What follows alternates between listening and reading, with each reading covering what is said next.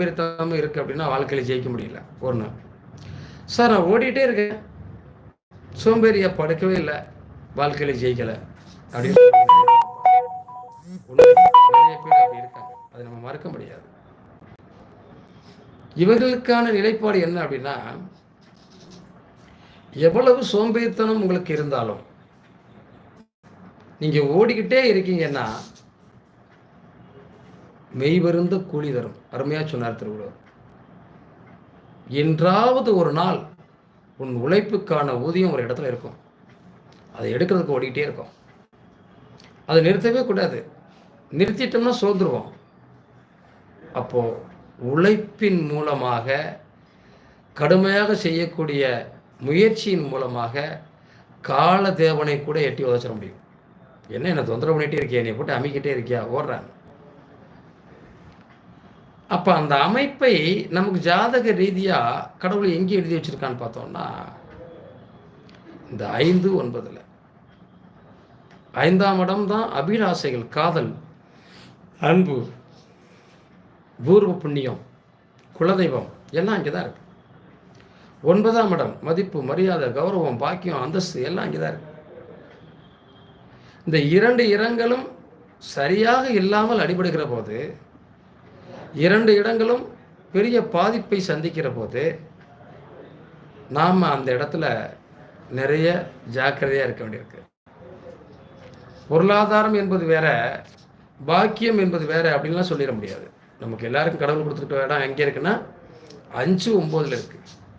நான் அடிக்கடி சொல்லுவேன், 1, 5, 9 பலமாக இருந்தால் வாழ்க்கையில் ஜெயிச்சிட முடியும்.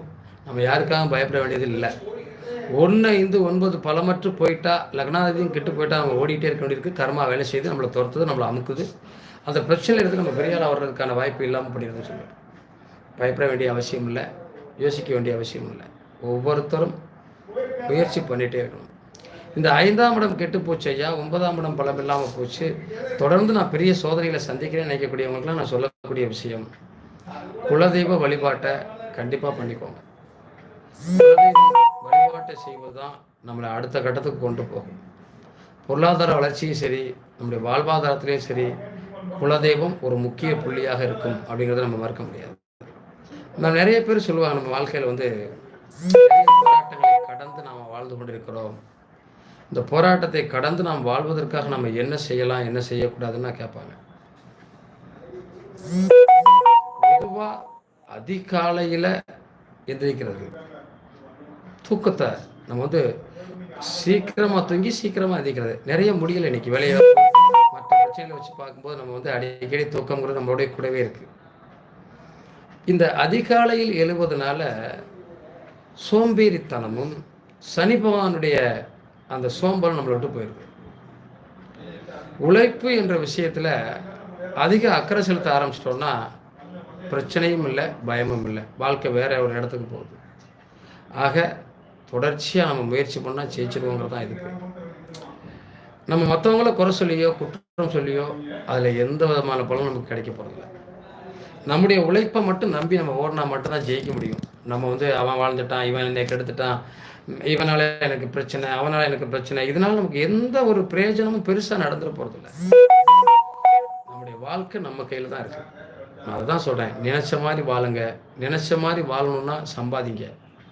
ஒரு குறிப்பிட்ட வயசில் சம்பாதிக்கலைன்னா வயசு கூட கூட உடம்பு ஒத்துழைக்காது, சம்பாதிக்க முடியாது.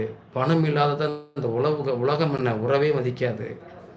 இப்போ இவ்வளவு பிரச்சனைகளோடு நம்ம வாழ்ந்துட்டு இருக்கோம்னா நம்ம ஏதாவது ஒரு வகையில் நம்முடைய வாழ்க்கைக்கு தேவையான பொருளாதாரத்தை சேர்க்கணுங்கிற அவசியம் நமக்கு இருக்கு. பொருளாதாரத்தை சேர்க்கணுங்கிற அவசியத்தை கையில் வச்சுக்கிட்டு இருக்கோம் அப்படின்னா தொடர்ச்சியாக ஓடணும். ஏன்னா எல்லாருக்கும் ஆசைகள் இருக்கு, கனவுகள் இருக்கு. நம்ம இதை பண்ணணும், அதை பண்ணணும், இதை நிறைவேற்றணும், அதை நிறைவேற்றணும். யாருக்கு ஆசை இல்லை, யாருக்கு கனவுகள் இல்லை? கனவுகளோட ஆசைகளோட வாழ்ந்துட்டு இருக்கோம். ஆனால் அந்த ஆசைகளும் கனவுகளும் நிறைவேறணும் அப்படின்னா கண்டிப்பாக உழைக்கணும், ஓடணும். அது இளம் வயசில் ஓடணும். இந்த ஓடக்கூடிய ஒவ்வொரு விஷயமும் ஓடிக்கிட்டே இருங்க, வாழ்க்கையில் ஜெயிச்சிட முடியும். ஓடிக்கிட்டே இருங்க, வாழ்க்கையில் பொருளாதாரத்தில் ஒரு பெரிய இடத்த பிடிச்சிட முடியும், அச்சீவ் பண்ண முடியும். பொருளாதாரமும் வாழ்க்கையும் ஒரு சிறந்த இடத்த உங்களுக்கு எடுத்துக்காட்டாக கொடுக்கும்.